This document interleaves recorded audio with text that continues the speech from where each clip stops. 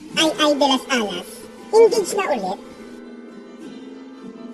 Usap-usapan ngayon sa social media ang tila bagong kabanata sa buhay pag-ibig ng comedy queen na si Ay de las Alas. Matapos kumalat ang isang video kung saan makikita may lalaking lumuhod sa harap niya hawak ang isang engagement ring. Sa viral clip, kapansin-pansin ang granding setup sa venue.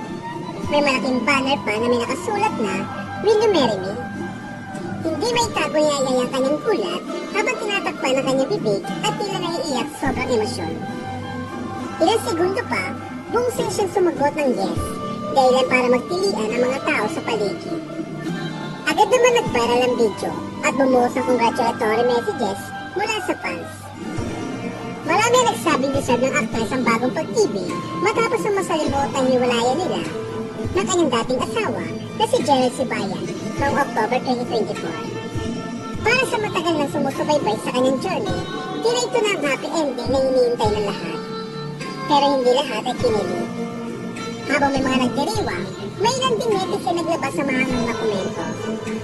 May nagsabing another day, another green card. Habang iba naman ay nagbiro pa tungkol sa mga nakaraan niyang relasyon. Ang iba naman, nagdududa kung totoo ba ang proposal o isa na lang pasabog para sa content. At dito na nga papasok ang matinding revelasyon. Sa gitna ng kasiyahan at patikos, sa katuluyan na bunyag ang nakakagulat na katotohanan. Prank lang pala ang lahat. Ang engagement na nagpa-trending kay ay bahagi naman ng isang prank video.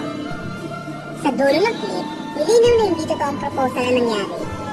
Isang playful stunt lang ito na tila ginawa upang aliwin ang kanyang followers. Sa puntong iyon, huli na ang lahat at libu-libong netizen na nakapag-react, nakapag-share at nakapagbigay ng kanilang opinion.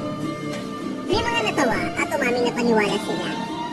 Meron namang nainis dahil pakiramdam nila ay naloko sila. Gayunpaman, marami rin ang nagsabing classic ay movie to. Bilang isang veteranong komedyante, hindi na bago sa kanya ang ganitong klase ng pasabog. Para sa kanyang loyal supporters, malinaw na bahagi ito ng kanyang playful personality at sense of humor. Sa uli, kahit prank na ang proposal, isang bagay ang sigurado at muli nakuha ni Ay ang atensyon ng publiko. Mula sa kiligan na sa kontrobersiya, napatunayan niya kaya pa rin niyang pag-usapan at pag-trending niya ng kahit anong content. Lesson learned daw ay sa mundo ng social media, huwag agad magpapadala sa unang eksena.